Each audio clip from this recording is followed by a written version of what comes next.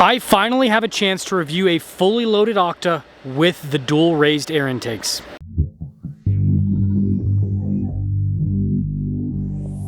This Octa is being provided by the Land Rover here in Salt Lake City. I'll include a link to their website in the description down below. This is available for sale, and I need one of you to buy this before I sell one of my kidneys on the black market to make it work financially. Seriously, this thing's cool. Powering this is a twin-turbo 4.4-liter V8 that goes through an 8-speed automatic. Fuel economy is 15 around town, 19 on the highway, with power outputs being at 626 horsepower and then 553 pound-feet of torque. If you're looking for more straight-to-the-point reviews like this, make sure you subscribe. So this has the chopped carbon with the checker plates, really cool look there, and then also the Defender logos in chopped carbon. You've got the circular lights, well obviously the cover around it is a rectangle. Anyways, marker lights because this is over 80 inches wide. We got fog lights at the bottom, parking sensors, and then you got the little cover over the front recovery point in gold to match the rear recovery points. And just like all Defender Octas, this thing looks incredibly aggressive. Now this has the fancy diamond cut wheels, 275 by 60 by 20 for the tire and wheel setup, so it's a 33-inch all-terrain tire wrapped around the 20-inch wheel. And then you do have, of course, the upgraded brakes that all the Octas come with. Love the gold caliper, really nice contrast with the wheel coloration. And then if we dive deeper, this has Land Rover's 6D suspension. Again, only this and the SV Range Rover Sport have this suspension. It pairs air suspension with hydraulics to improve on-road handling, but then also improve off-road articulation. The raised air intakes also have the chopped carbon on them, but yeah, dual raised air intakes. You've got one on the passenger side, one over on the driver's side as well. This one's got the side steps from the factory. You notice that we also have the roof rack. And then here's the side profile. I mean, this thing is absolutely poster worthy. When it comes to key fob features, we have our lock and unlock. You've got that to turn on the lights, unlock the rear swing gate. Got the Octa logo there on the back. And popping into the rear, yes, you've got the swing gate, which is great. Got a little bit of storage there. And then if you want to hang some stuff. And you'll notice, yeah, climb it for the back, even though you don't have a third row available on this. Anyways, we've got the Alpine windows up top, which lets in some extra light. The flooring with this, very easy to clean. The suspension can be raised and lowered with just those buttons right there. Smoked out taillights, all the new Defenders have this. I think it's a really cool look. Anyways, parking sensors at the bottom, we have the gold recovery points, and everything's for approach angle when it comes to the bumpers front and rear, even the exhaust tip covers and everything. Look how those are angled. Anyways, this can tow about 8,000 pounds, and then we do have a full-size spare on the back. That will cap things off for the exterior of this Octa. Just kidding, you got the ladder on the side, and you can see the Octa logo there. Anyways, keyless entry for the front and back, and let's pop in. Still have the like rugged Defender leather that feels durable, but still luxurious. And then I love the exposed rivets on these, and yeah, nice trim all over. And then here are these seats in the back, perforated all down the center. There's plenty of legroom here in the back. This is one of the biggest benefits over a G-wagon, is just the space. And then we do have our dual zone climate, heated seats in the back. We also have some USB ports. And then of course, with the boxy design, lots of headroom. Let's now take a look up front. Blind spot monitoring through the mirrors. By the way, do have regular windows throughout. Anyways, this is really nice with all the trim. All of our window controls, memory seats built in, and then speakers here for the Meridian sound system. All these Defenders, I always mention this, they all say 825 pounds for the payload. I feel like it's just a standardized sticker, because when you look online, payload figures are higher. Gross vehicle weight rating is over 7,000 pounds. Anyways, body and sole seats. I've actually had a chance to test these out now, and it makes you feel like you're at a rock concert in a sense, because it vibrates the seat and everything. And then you notice here with the power adjustments on the side. The steering wheel has really nice trim all around, very rugged looking with the design. Paddles on the back for the 8-speed. You got your Octa mode select. So you have like an on-road version, and then you have an off-road version that's like Baja driving, like a Raptor. Full digital cluster. You can customize the information that's displayed there on the cluster. You can do single dial like it is. You can do double dial too. I just looked, and I guess you can't do double dial. I didn't see a function for it. Anyways, heads-up display, and then again you got nice trim all across the dash. Grab handle here on the side still says Defender there. You got a little kind of storage cubby, and then 360 camera with this. You got an on-road, off-road, and towing view. And then the infotainment system itself is quick to respond. Now notice this is going to have a little covering over it right now, so it's not going to be as quick to pick up my finger as it normally would be. Now below the screen we've got a bunch happening, so you guys probably see the shifter there in the foreground. But anyways, we've got the air suspension adjustments. This has a 2-speed transfer case, multi-function controls for the heated ventilated seats, for the dual zone climate, also for the drive modes.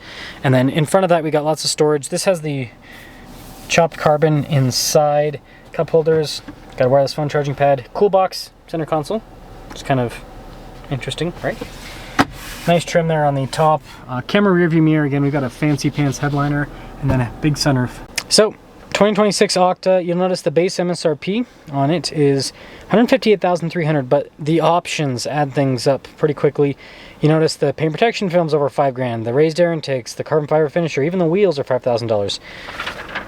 $192,950, and this really is like a multi-country thing, because these Defenders are built in Slovakia, the engine and transmission are from Germany, and then obviously a lot of other parts are from the United Kingdom, because Land Rover is a British company. But yes, all of Europe comes together to build the Defender Octa.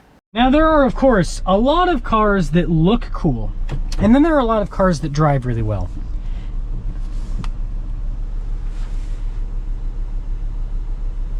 Is this really in the screen? I think so. It's got the auto hold feature on. I can't remember how to turn it off on the... I feel like there's a physical button before with the Defenders. There's definitely not. Let's see. It's probably in settings.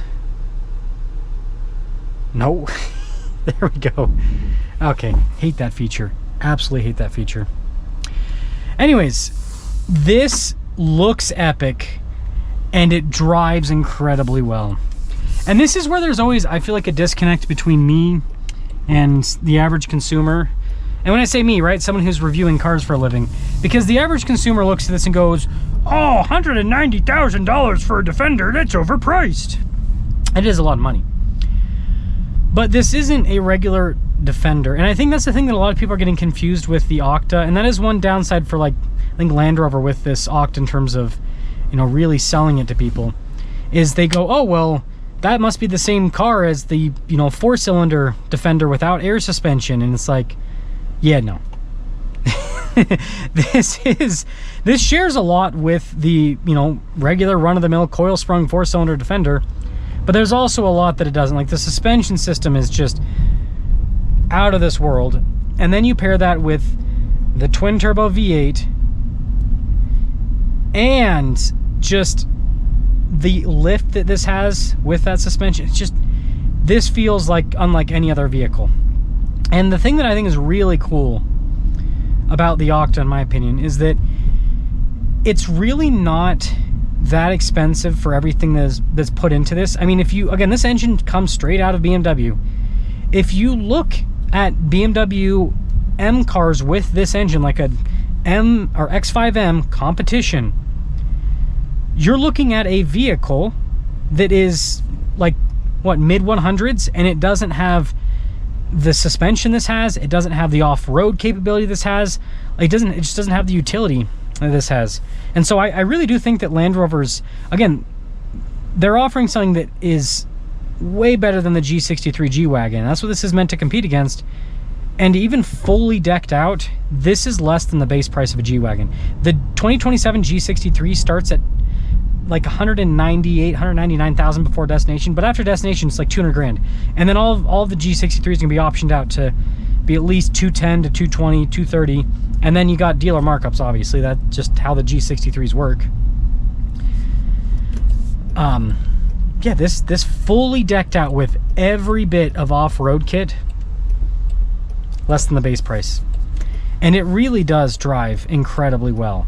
It is very comfortable with the seats. They, you know, they're sporty seats. They hold you in place, but they're still comfortable, and they're very adjustable. They're very adjustable.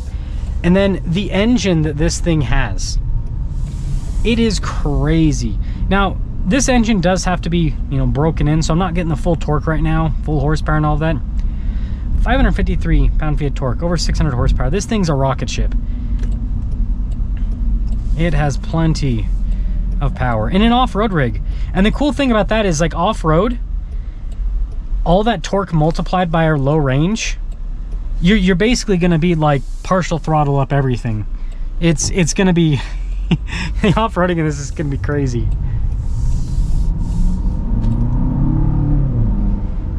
Man. And the suspension just handles everything. That's the thing I've been trying to tell people about the Octa, is the suspension is the big thing with this car. Like, the engine's very exciting, and this is a beautiful car with the wide body kit and the marker lights and all that. But how the suspension handles everything, from going over bumps to turns to accelerations, there's nothing else out there like it. The closest thing to this is, you know, what I'm long-term testing right now, the LX Overtrail with the hydraulics. Different hydraulic setup, right? But some similarities too. But yeah, that doesn't compare to this. That's body on frame. This is unibody, and people always talk crap on the Defenders for being unibody. This is a 6,000 pound vehicle. It's not your regular run-of-the-mill unibody. This is heavy duty. You don't have a vehicle weighing 6,000 pounds for no reason. I think like the BMW X5. I mean, let me know in the comments if I'm wrong, but I think that's like 5,000 something pounds. Like, this is significantly heavier than the X5, which is similar in size to this and has the same engine, and it's because it's beefed up. It is very beefed up. But yeah, this is an amazing drive. I mean, this is a vehicle that daily driver, you can tow with it, you can use it as a family car, you can drive up the side of a mountain. It can do everything, and it looks amazing while it does it. And you know what I'm interested to see if the air intakes make noise. That was one thing that I was... Oh yeah, they do. Dual raised air intakes has got to be, because it's twin turbo. That's how it makes it possible. See, that's like the perfect amount of sound. So it's like you can roll down the windows and enjoy the raised air intakes, but it's not so intrusive that you're like, I didn't hear it through the windows at all when the windows were closed, unlike Toyota's raised air intakes. And the thing is, I'm not even up to high RPMs, because you don't have, like, you really barely have to get in this engine to get up and moving. It has, again, not even broken in, so it's not even giving me the full power. Partial power, this powertrain is insane.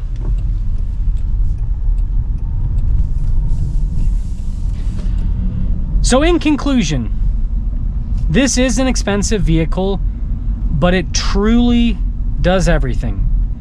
This is a do-everything type car, and when you compare it to the competition, it is an absolute bargain. Absolute bargain. Because, again, you can compare it to any high-performance SUV. You can compare it to the G-Wagon, that's, you know, high-performance off-road SUV, and it just blows everything out of the water. I think if more people went and, you know, again, obviously, like, not too many people can afford these, but for the people that can afford these, if they actually went and test drove one of these, I guarantee, like, so many people that are driving, you know, AMG Mercedes,